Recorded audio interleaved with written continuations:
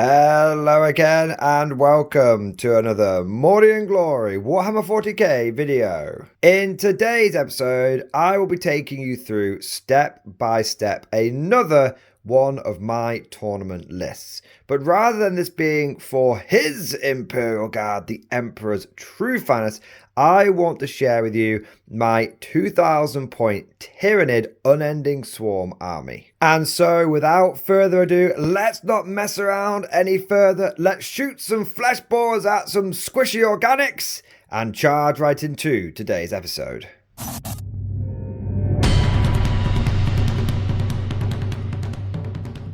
Now, before we get into the list proper, there is just one quick thing I want to mention. I have been loving playing my Tyrannids recently. I find that they're a very natural army for me to play, especially when I take these big swarms, because I am a bit of a horde player at heart. And not only have I been enjoying taking the Tyrannids, and I'm really looking forward to taking them to my first tournament, but it's also opened my eyes to some other factions as well. So if there are any other armies out there, non-Imperial Guard ones, that you want me to try out, then please let me know down in the comment section below. I do have a preference for hordes, but I'm happy to try out anything. But for example, I do have a metric ton of orcs that I'm sitting on at the moment, which I'm looking to convert into a green tide. But if there's any other ideas you guys have got for me taking hundreds of models and pure infantry or some kind of crazy list into the competitive meta, then please let me know. But with all that said, now let's deep dive right into this army. And we'll start off with the infantry swarm. Every day in the swarm is like a day on the farm. Every meal a banquet, and that's because we're Tyranids and we love eating biomass. We have got 6 bricks, 6 broods of termagants.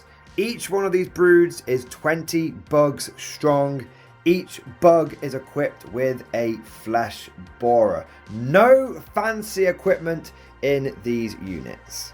Now, some of you might be wondering why I've leaned so heavily into the flesh borers.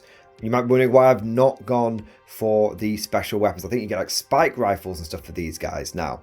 Well, I haven't bothered with any of that special equipment for 2 reasons. Firstly, I don't currently own any, although I do have loads and loads of spare termagants that I could have converted over. So that's not really a reason. The main reason is I'm running a lot of models.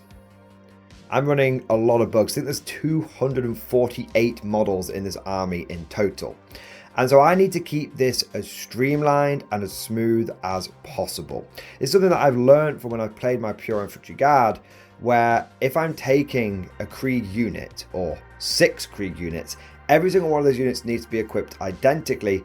Otherwise, it starts becoming a nightmare keeping a track of which units got which weapons, both in-game and also post-game, when I'm getting the units set back up and trying to remember, does Alpha Squad have the flamers or the grenade launchers? So I like to keep my units as homogeneous as possible, as it makes both the in-game process smoother and also helps with the real life logistics. And to be totally honest, when I am running this many models, I don't think that having a tiny bit of extra firepower, and it's not exactly good firepower, Tyranids don't do a huge amount of damage anyway, is worth the trade-off in how much extra time it would take for me to, instead of rolling just 20 shots together, I've got to roll sort of 17 shots here, 3 shots there. So it just makes everything smoother, easier for me to pilot, and makes it quicker. And when you're running a big horde army like this, the onus is on you as the controlling player to be as fast as possible, because there's always going to be that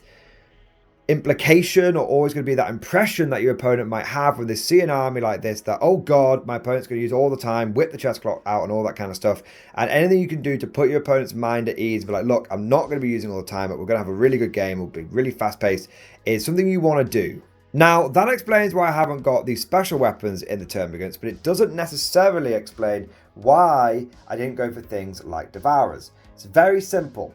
I want this army to be as fast and maneuverable as possible. And flesh borers all have the assault keyword. This means that I can move and advance with them and still shoot. Now, this is useful in a number of ways.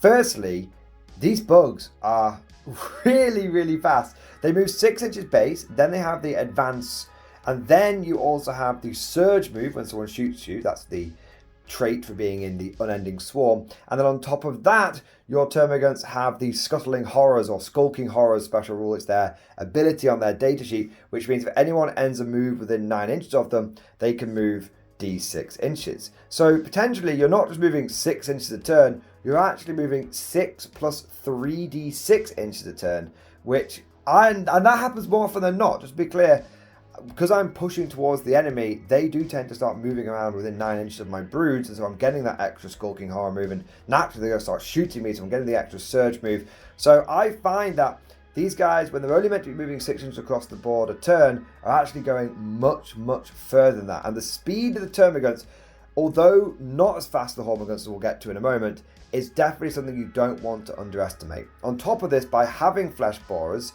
it means that I can move and advance and still do actions like Cleanse or deploy Teleporter Homer, which is very important because this army is built in mind with taking those 2 specific secondaries every single game. I want to be swarming forward, and I want to be cleansing, and I want to be deploying Teleporter Homers in the center of the board. And so I need models that can do that, and can do that quickly from the get-go, from turn 1. These termagants are designed to be the second wave. They follow up and they move on to the objectives, they dominate the primary, and they start securing those fixed secondaries. But the first wave are the Hormagaunts, and my god do I love these guys. Hormagaunts are my favorite unit in the entire Tyranid book right now. Ever since I started using them, I have become addicted to them. They are speed, violence, and momentum incarnate. If you've not encountered or used Hormagaunts before, let me take you through what they do. They have a 10-inch move, which is phenomenal for just a light infantry soldier, and they also advance and charge, so they are going real fast. There's also a stratagem in the Unending Swarm detachment for 1 CP that lets you auto advance 6 inches.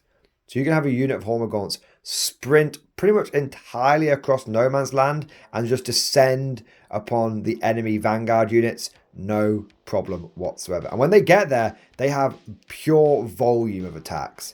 Each 20-man blob is putting out 60 strength 3, weapon skill 4 plus, AP -1 attacks. That's right, each one of these little bugs gets 3 attacks each.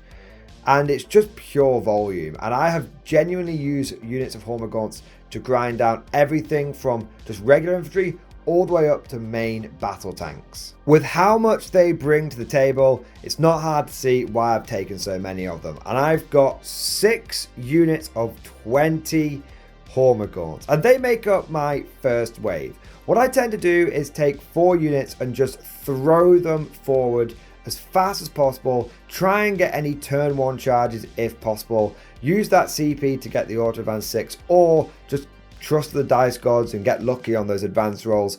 And those guys have a 100% casualty rate. They just swarm forward and they die. Of course, I do have the stratagem that lets me bring back a unit a turn or a phase, a bit like the Imperial Guard reinforcement stratagem. So even though these guys all get wiped out, I'll often bring at least 1 or 2 of the broods back over the first 2 turns. We then have the next 2 units, which are still considered to be part of the first wave, but sometimes it takes them an extra turn to get to the enemy, depending on how spread out I am and how spread out the enemy is. But long story short, these guys, these 120 Hormagaunts, they are the pressure. If you think of this kind of like an orc pressure list or something like that, they are the Nid pressure. And they just swarm the enemy, clog them up, and keep them busy. And by the time the enemy has chewed through all of these Hormagaunts, the idea is that it's taken them at least 3 turns, and all they've got is turn 4 and turn 5 to try and get through the rest of the swarm that's been sitting on the majority of the primary, and also being just happily scoring Cleanse and Deploy Teleporter Homer. The big thing I've noticed with this list is if that wave 1 can keep the enemy busy for 3 full turns, the game is pretty much in the bag. The enemy just hasn't got the time, and they've also would have taken some damage at that point, so they won't have as much firepower to then get through the bugs that are actually scoring me points. If the enemy gets through this swarm in 2 turns, just this first wave of Hormagaunts, actually, to be clear, the first 120, if they get through that in 2 turns, then it could go either way. If they shatter this swarm in one sort of shooting and combat, then the game is pretty much over. And as crazy as it may sound, some people might be looking at this going, there's no way that someone could get through 120 Hormagaunts in 1 or 2 turns. You would be surprised. 40k is an incredibly lethal game, and there are some factions out there which can do it. But by and large, I have found in the majority of my games that plan of just the first 120 to swarm forward, keep the enemy busy, whilst the next 120 stay back and score the points, has been highly effective. Moving on to the last part of the list, we have the biggest bugs and the smallest bugs. I put a couple of Termagants in here because A, it just felt right. If you're running a big swarm, you've got to have the mama bugs. And also, it's nice to have a bit of synapse in here. Most of my little bugs are only leadership 8, and that can be a problem if I'm trying to set on primary and my swarm's taking a bit of a pounding and I need to pass some battle shock. So having the bit of synapse that can move forward and sit on the middle objectives with the bugs is nice. Also, they're reasonably tough, so the opponent tends to be de-incentivized to go after them because it's much easier for them to kill the swarmy stuff. And lastly, they can spawn into the Termagants. So it gives me another way, along with that previously mentioned stratagem, to keep the swarm topped up. And you've got to be keeping those numbers topped up. If I was to get rid of the 2 Termagants, I could fit in some more swarmy stuff. I could probably fit in a whole bunch of Gene Stealers or something like that. But I find that the Termagants do a decent job in this army. However, I am considering swapping them out for one simple reason. I could make the swarm even bigger. More! So this is a pretty big bug swarm, but we could get it even bigger. I don't know if the extra bodies would help, but there is something enticing, something alluring about running the biggest possible Nid swarm. Last, but certainly not least, we have a couple of Ripper swarms. These guys are just there to deep strike in and do objectives, things like teleport to Homer. Because if I do teleport to home in the middle of the board, I get 3 points. But if I can do it in the backfield, then I get 4 points. That's a few extra points. That could make all the difference. Now, in the past, I have taken Ripper Swarms as just single bases. I upped these ones to have 3 bases of Ripper Swarms in each squad for 2 reasons. Firstly, I had a few points left over, and it felt like making the Ripper Swarms a bit bigger was just right for the army. But more importantly, if you take 1 Ripper base, sure, it can fit into basically any gap, but it's very easy to kill. I found when I take them a little bit larger, Rippers have got quite a good amount of wound density, and your opponent underestimates how much firepower they need to put in to clear them. So if those Rippers are still around, let's say they deep strike in turn 2 and turn 3, if those Rippers are still around going to turn 4, turn 5, well, guess what? That's more potential deployed teleport to home points. That's a few extra Brucey bonus points. And I've had games where after turn 2, when these guys have been dropping in, I've been getting the max points on teleport to Homer because my opponent hasn't been able to just dedicate any remaining firepower to the Rippers because he's so busy dealing with the pressure from the Hormagaunts and the follow-up waves of the Termagant. But that just about covers the entire army. In total, we have 120 Termagants, 120 Hormagaunts, 6 Ripper bases, and 2 Tervigons, leading to a full total, a final number of 248 Tyranids in this list. I really like this army. Not only is it a ton of fun to use, but it just feels right for the Tyranids. And I've had a lot of really positive feedback on it from people that have played against it. People tend to prefer playing against the Tyranid Swarm than they do the Imperial Guard one. And I think that's because the Guard one does have a lot more firepower, so it can feel a little bit oppressive. But this one, even if you lose playing into it, you just get to kill so many bugs and it really feels sort of Starship Troopers and sort of Helldivers. But of course, all of that is just like my opinion, man. Let me know what you think down in the comment section below. Do you think this list will do well at the tournament, or do you think all of the little bugs will get cleansed? And what would you change about this to make it even more swarmy, or to leverage that unending swarm detachment even further? If you enjoyed today's video, don't forget to smash that like button. It really does help with boosting the video on the YouTube algorithm. And don't forget to subscribe to never miss an episode. Would you like to know more? If so, then please consider becoming a channel member or patron. By supporting the channel, not only will you be doing your part, but you'll also be helping me create more content for your viewing pleasure and unlocking a whole host of perks. You get everything from a badge next to your name, custom emojis, but the big one is access to the Mordian Glory Discord server, an online community with almost 2,500 active members. It's always popping off in the MG Discord. We've got channels for army lists, hobbying, tactics, stories, and even a pretty spicy meme section as well. For all you greenhorns that wanted to see the Mordian Glory Hole, today is your lucky day.